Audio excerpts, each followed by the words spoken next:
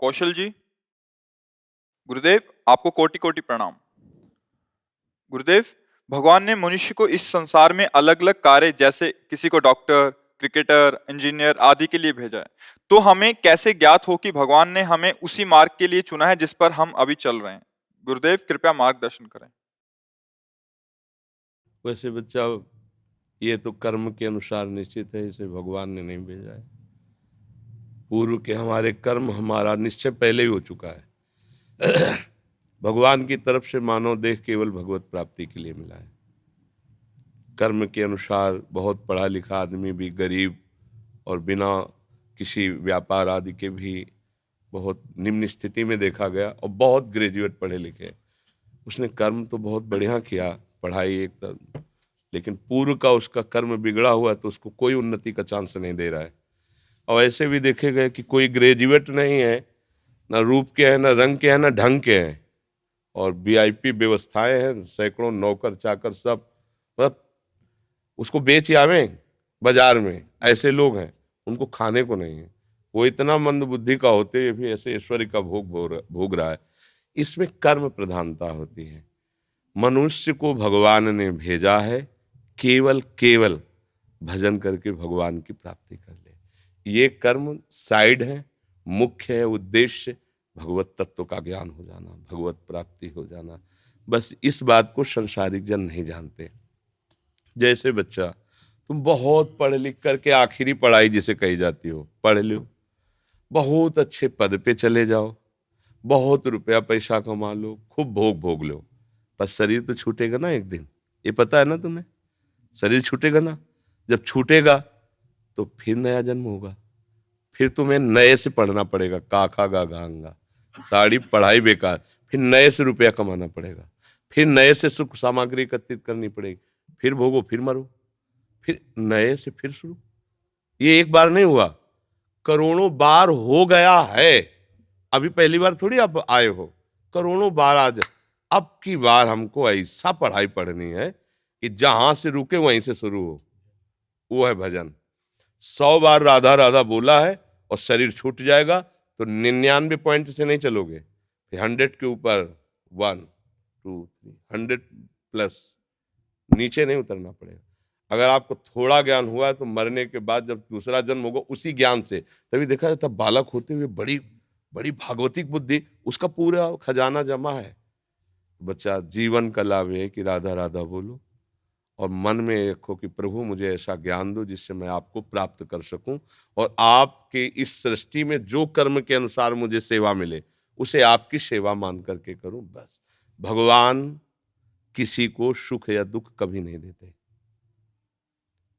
आप सोचो, यहीं से हम तुम्हें उदाहरण देते हैं। हमारे देश के प्रधानमंत्री का उद्देश्य क्या है?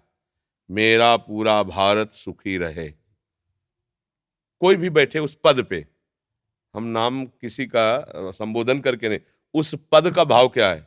पिता की तरह पूरे देश की प्रजा का हित करना, पालन करना। अब उसी उसी पद से बनाए हुए कानून में फांसी की भी सजा है, 20 साल की सजा वहीं से पास हुआ है, जबकि वहां का मुख्य उद्देश्य है तुम्हें सदैव सुखी रखना, बाहर भीतर कहीं कोई आक्रमण ऐसा ना हो पाए कि तुम्हें दुख पहुंचे। पर तुमने ऐसे कर्म कर दिए कि संविधान आपको बख्शेगा नहीं। समझ गए ना? ऐसे ही हमारे भगवान कभी किसी को, वो तो नॉर्मल उदाहरण, कहाँ एक प्रकृति के अंश शरीर में फंसा हुआ जीव कोई भी हो, और कहाँ समस्त प्रकृति का ईश्वर परमात्मा। ये कृति है, उसकी रचना है। कोई भी रचना होती तो रचनाकार तो होता ही ना, इसको कहते हैं कृति, प्रकृति। तो इसका रचनाकार ईश्वर, वो इतना दयालु है, इतना दयालु है कि वो किसी को भी कष्ट नहीं दे सकते कभी भी। अब हम ऐसे कर्म कर बैठते हैं कि संविधान लागू हो जाता है। जैसे भारत का कानून संविधान है, आप अभी कुछ गलत कार्य करो तो आपको दंड मिलेगा। अगर आप 18 के नीचे हो तो दूसरा हिसाब है, ऊपर हो तो उसका दूसरा हिसाब किताब है। तो यद्यपि हमारे देश का राजा नहीं चाहता कि आपको कष्ट मिले, पर आपने कर्म ऐसे कर लिए कि अब आपको भोगना पड़ेगा। मतलब वही आपके सपोर्ट में खड़ा है और वही आपके पतन में सिद्धांत की रचना की है। तो कर्म हमारे हमको उन्नति और अवनति कराते हैं। लेकिन उन्नति और अवनति में समान भाव ये भजन दिलाता है, ये कर्म नहीं दिलाता। भजन, अगर आप भगवत भाव में हो तो आपके अंदर सुख दुखे समय कृत्वा लाभा लाभो जया जयो, जय और पराजय में, सुख और दुख में, लाभ और हानि में समान भाव रहेगा, ये स्थिति आ जाएगी।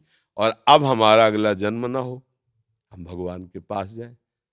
जैसे अभी परसों हम कह रहे थे कि लोग कहें हमें भगवान की जरूरत क्या है, हमें नहीं चाहिए भगवत प्राप्ति भाई, हमें नहीं चाहिए तत्व ज्ञान। ठीक है, आप अमेरिका क्यों जाते हैं? अच्छा पैसा मिलेगा। अमेरिका से पास हुआ है, ये हमारे पास बहुत बड़ी सर्टिफिकेट है। और हमारा जीवन सुखमय रहे ना, तो हम अपने माता पिता, अपने देश को छोड़कर दूसरे देश में किस लिए जाते हैं? सुख के लिए। तो हम ऐसे देश का परिचय दे रहे हैं जहां दुख का प्रवेश ही नहीं है, मृत्यु का प्रवेश नहीं है, अशांति नहीं है। बोलो कितना सुख होगा जब मरने का भय नहीं। अभी आप कुछ भी करो, मरने का भय लगा है। सुंदर सुंदर सब कुछ मिला है, लेकिन सब छूट जाएगा, हम मर जाएंगे।